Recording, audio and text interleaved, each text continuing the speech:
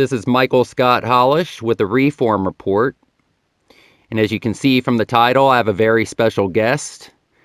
I have the former longtime Tampa Bay Buccaneer offensive lineman, Randy Grimes, is here with me, an absolute Buccaneer legend.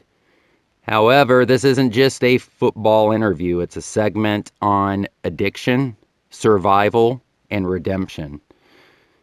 To give my listeners who aren't familiar with Randy a bit of background on him, he was born and raised in Texas, played high school football there, and remained in state to play college football for Baylor. Being a college standout, Randy was drafted in the second round, selected 45th overall by the Tampa Bay Bucks in the 1983 NFL Draft. He would go on to be a starting center for the Bucks for 10 grueling seasons, playing in 118 games, starting 104 of those. And my grandparents were longtime Buck season ticket holders. I grew up going to Buck home games. I was a big fan of Randy and his teammates. Today, I'm proud to call Randy a friend, someone who is a public voice and advocate for a cause that is near and dear to me, and that is addiction recovery. Many of you know of my work in the entertainment industry, which unfortunately is rife with substance abuse and addiction. It's affected me directly as I've lost a couple of close friends to this disease. And Randy has a new book out. It's titled Off Center. I believe it was released a week and a half ago. Is that correct, Randy? The 8th, last Tuesday, yeah. Last Tuesday. It is a book on his struggles with addiction. And I'm going to put a link in the description box of this video for you guys to be able to order it directly from the link. So, Randy, tell me about the book and, why you decided to write it. Well, the book was a 3-year labor of love. I Mm-hmm. poured my heart out into 234 pages. And, it was, I felt like I needed to document my story. But the main reason was because my whole family had a platform in it. Everybody had a part, everybody had a role, everybody contributed to it. So it was like a healing process for the Grimes family to do this book. And so it's already served its purpose, whether it sells a copy or not. It's already served its purpose because it was such a healing instrument for my family. But, I came up with a unique way to share my story instead of just writing from, hey, I was born in Tyler, Texas, and then I got sober, instead of Right. just doing all that. I'm telling my story and my story of my family and what they went through. Mm-hmm. So there's two stories that parallel each other throughout the book. One of them is an intervention that me and my wife are doing. And through that intervention, we're telling our story. And it really worked out good. It's very easy to follow. There's something for everybody in this book. There's characters. There's characters that everybody can relate to. There's codependency. There's enabling. There's stigma. There's everything that people are out there. There's a character in this book that reflects that. So I'm pleased, very pleased with how it turned out. And, if it helps one person, then, it's done its job. Absolutely. And that's what's interesting, from an addiction standpoint, people think, it's the addict itself just moving on, but the enabling is a big part of what feeds the beast to continue. And, Oh, absolutely. And I've always said that when families get well, addicts get well. So we have to do our part in educating people and families out there about this disease. And, because a lot of people just, families, there's so much stigma surrounding addiction, they'll bury their head in the sand and think that if they just don't acknowledge it, it'll go away, or no, not my child. and I would guess shame would come into that. Oh, a lot of shame, a lot of shame, a lot of guilt. Right, like they feel like they failed when that's not the case generally at all, Right. Yeah, in many instances. 100% of the time. Right. Right, absolutely. And you have your 12 steps and you're working that process and you're working your way through those steps. It initially delves with internalizing with yourself, and you have to focus on yourself, figuring out what your triggers are, what to avoid, and you're working those steps. But ultimately, it is about redemption and asking for forgiveness. First you have to forgive yourself, but then asking for forgiveness from others who have, you've affected with your addiction. It's the same 12 steps, whether you're an alcoholic, whatever your drug of choice is. I have a lot of friends that have worked those programs. I've had friends who have failed those programs, but, those steps seem that, for people who really want to put in the work, it's not going That's to right. happen for you, You'll get out of it what you put into it. Absolutely. The cool thing about this also is that Coach Ditka wrote the foreword for it, and he's been such a huge advocate for former players, but especially for me and my mission of helping former players find recovery and with their mental health issues. And then some of the other endorsements from my head coach at Baylor, Coach Grant Taft, Wow. my good friend, Coach Jackie Sherrill, just real Eric Hipple, quarterback for the Detroit. There's so many great endorsements there because, this is not a disease that just affects certain people. It affects everybody. Right. And no matter where I go and speak, and I ask people, and especially schools, I ask kids to put their hands up if they've ever been affected by addiction in any way, and every hand goes up. So that's what we're talking about. We're talking about a disease that affects everybody, every community. And like I said before we went on the air, we're losing an entire generation of kids right in front of our eyes. The leading cause of death between 18 and 45 is opiate overdoses. Right. So, this is serious.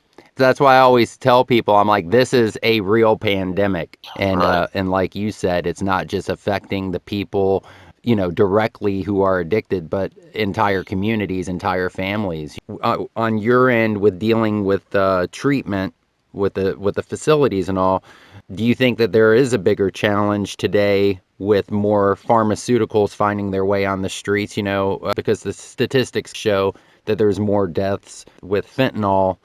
Do you think that there is more of a challenge today with pharmaceuticals being abused versus the traditional street level drugs? Well, and I think that's always been a problem. That's something that I've been preaching about for years is, there's not enough attention paid to pharmaceuticals, and I'm talking about kids that go and rob their grandparents' medicine cabinets. Those are the kind of things that are gateways to something bigger. And yeah, out there on the street right now, you can buy a Vicodin or a Xanax that looks just like a pharmaceutical Vicodin or Xanax, and it's laced with fentanyl, Right. and you just don't know what you're putting in your mouth anymore. But back when I was on my run and going full speed, doctor shopping all over Houston, Texas, that was a full-time job, and I probably had 10 to 15 doctors at any given time that I would keep a calendar and I would know who I could go to, or who was the last one I saw 30 days ago, so I could go back to them. Right. And same thing with the pharmacy. Right. You just So rotate them. things have gotten better since then. Obviously they've linked all those together now. They've linked those doctors. They've linked those pharmacies. You can't do that anymore. Right. But the pharmaceuticals are still out there on the street, and they're a huge problem that doesn't get talked about enough. Right. And to give a background to my listeners who aren't familiar with your football career, you played, and then not counting prior to the NFL, with high school and college, but you played 10 seasons in the NFL. You were a starter. So you were not just practicing Monday through Friday, but you were on the field throughout the game. And I always said I think that offensive and defensive linemen take the most abuse out of anybody on the field. So obviously you've gone through severe, physical ailments and injuries. Do you want to give some background on that? To where you got started with, Right, right. the pills. Well, and I can remember I had a locker next to Leroy Selman my rookie year. As soon as I got to Tampa and got to One Bug Place, I had a locker next to him, and he was like that first All Pro guy that I'd watched on TV for so many years and all that. Right. He was my first really big star that I met, and I had a locker right next to him. And the first thing I learned from Leroy early on, like that first training camp before we even reported for training camp, was that football was not a game anymore. It was now a job. And the second thing I learned from Leroy was you do whatever you have to stay out on that field, because if you're not in your position, somebody else is going to be. Right. And you don't want to ever get the reputation of always being on the injury report, always missing practice, always waiting in line to see the doctor. You didn't want to get that reputation, because that was a reputation you were never going to get away from in what was sure to be a short NFL career. So, right, you would be seen as problematic. Yeah. So I'm sure Leroy didn't mean to take handfuls of pain pills every day, but that's what ultimately I began to do, because I wanted to be, and I justified it. Easy to justify, because I wanted to be the best center that ever played the game. I wanted that next big contract. I wanted to be All Pro. Right. I didn't want anybody else to get in my position. So those are ways that I justified it, and I looked at it like a necessary evil. I mean, I'm getting it from the team trainers or the team doctors or teammates. Right. So I justified it. This must just be the culture of the NFL. And I played in an era where we used to beat the hell out of each other yes, all week long. 100%. And there right. and hopefully there was enough left in the tank to play on Sunday. But that old mentality, I call it that junction boy mentality, where if you don't practice hard, you're not going to play hard. And that always blew my mind that coaches had that mentality. And there was a lot of injuries that were sustained during, and it was crazy. But those are ways that I justified it. And not once in the 10, or really this probably went on for 9 years. Not once did anybody ever say, "Randy, why are you slurring your words?" or "Randy, why are you nodding off in meetings?" or "Why are you late to practice every day?" or "Why are you the last to leave the building every night and pills are missing out of the drug safe?" Nobody ever asked me those questions, right, because I was always playing good. Yeah, I mean, look, at the end of the day, it's like it's a very unfortunate trade-off, but you delivered. You were in my book, you were a star center for the Tampa Bay Buccaneers for a decade. You were like their all-decade center, and it's Right. it's an and if it ain't broke, why fix it? right. It's a very unfortunate trade-off that what has to be sacrificed in that predicament. The work through the injuries and everything else. Now, one question I wanted to ask you. I was listening to one of your other interviews, and you made a statement that a lot of former teammates and other guys that you knew in the league, speaking of football specifically, that were dealing with the same issue as you when they left the game, dealing with the injuries and then carrying the addiction with them. Do you find now that you've become an advocate and you have this out there and there's other programs out there that more guys are coming forward on their own accord to seek help now? Do you find that? Yeah, I mean, when I came into treatment, this was in 2009, there was nothing out there for former NFL players. Right. And I knew that there was a lot of guys that I'd played with and guys that I'd played against who were struggling, suffering in silence, Right. that warrior mentality where, it's kind of like how we were raised. Big boys don't cry. You pick yourself up, dust yourself off, and get back in the huddle.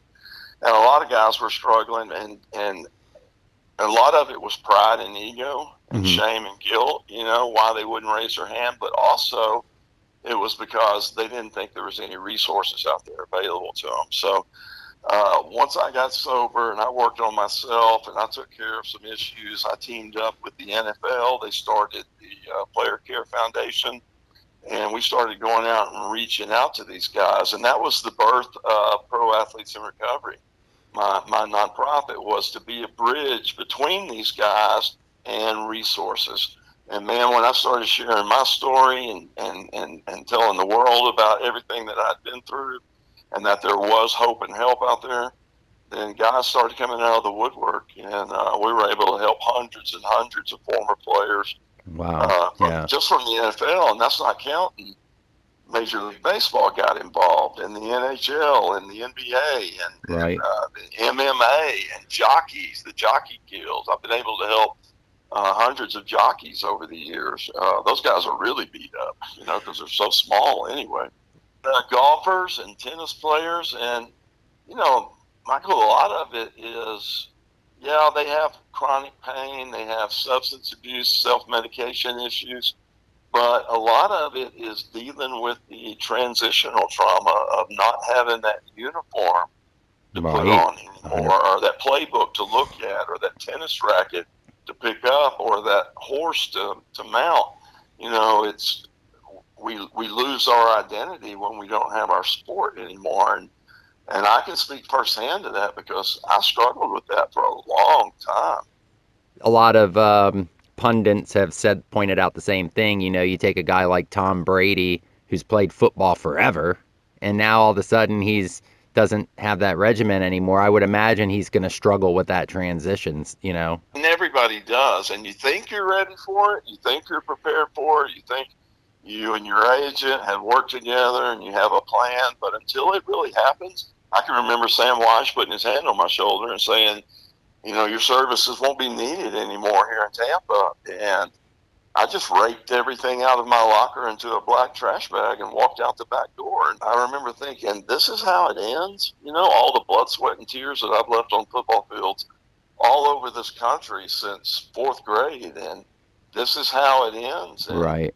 yeah, Randy Grimes, a football player, didn't exist anymore after that day.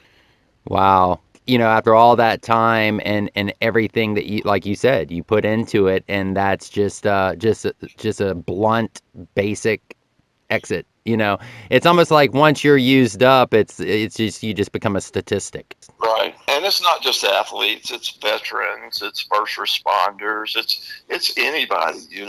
We as Americans don't transition, or we don't do well with change. And a lot of times the first thing we do is start self-medicating those feelings. Creatures of habit. Right. Yeah. What I will say though, Randy, is, and I've told you this, the other day, you're an absolute success story. Putting this book out, I think what's very important from an addiction standpoint, I think addicts like to see proof. Hey, this guy's been where I have been, and he has found a way out. He survived, and this is somebody who was a bad addict, and I think that book is going to provide that for people. I hope so. People ask me all the time what I miss most about football, and it's not the game. I don't miss playing the game. I miss the locker room. And that's what recovery has given me back, to be around like-minded people that have been to those deep, dark, ugly places that addiction takes you, and to be around those people. That's what I'm most grateful to recovery for, is that bringing me back to that brotherhood. Right. Yeah, it's camaraderie. Right. Absolutely. Exactly. Do you have a treatment facility that you are based out of here in the Bay Area? I do. It's called White Sands Treatment Center, Mm-hmm. and we're out in Plant City. We also have a location down in Fort Myers, and it's the #1 rated treatment center the last 2 years in the state of Florida, so I'm very proud of that. But that's where my athletes, or all the athletes that come through Pro Athletes in Recovery, that's where they go. Okay, and that is obviously available to the public. Oh, absolutely, yes. I mean, we're talking a lot about athletes because I was an athlete. Absolutely. But this is for everybody, and addiction affects everybody. Yes, it does. And yeah, it definitely does not discriminate. So essentially what I'm going to do in the description box, I'm not only going to put a link, direct link to order your book Off Center, I'm also going to put a link to White Sands there. So if there's anybody that listens to this that is either A, struggling themselves, or they have a loved one or a friend close to them who is struggling and wants to reach out and either get some information, I'll have a direct link to that as well in the description box. I think this book's going to be very good for anybody who is just interested in reading a survival story, a success story to pick up for you. It's a great comeback story. Absolutely. That's the best way to put it. Order this book, pick it up for yourself. If you have, like I said, a friend or a loved one, a relative, or anybody struggling with addiction, you should also pick up a copy of this book to provide them. They may not be ready to read it now, but hopefully they will, and it might inspire them to want to seek help, to know that somebody out there who has been where they are was able to find a way out. Absolutely. And when I pulled up to that treatment center, somebody opened the car door that I was riding. I was so sick and I was so beat up. And when they opened that door, I just kind of fell out of there. And I had about another 30 or 40 feet to get through the door, and I just crawled on all fours.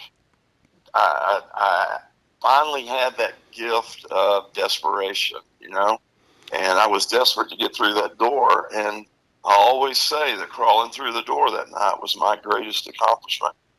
Even over the birth of my children, my marriage, my football career, all of that, my greatest accomplishment was crawling in the door that night, because if I don't do that, all that other stuff was for nothing. Right. Well, man, I'm really proud of you. It's an amazing story that you have. And like I said, you're the epitome of a success story. And thank you. One day at a time. Absolutely, my man.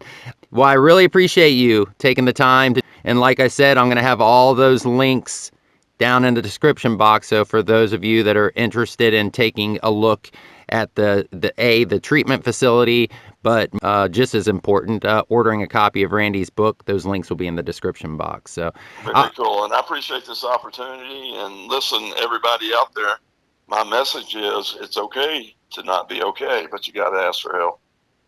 Yeah, that's a great message. All right, Randy, I'll be in touch with you soon, bud. Take care. Thank you very buddy. much. Thank you. Bye-bye. Bye.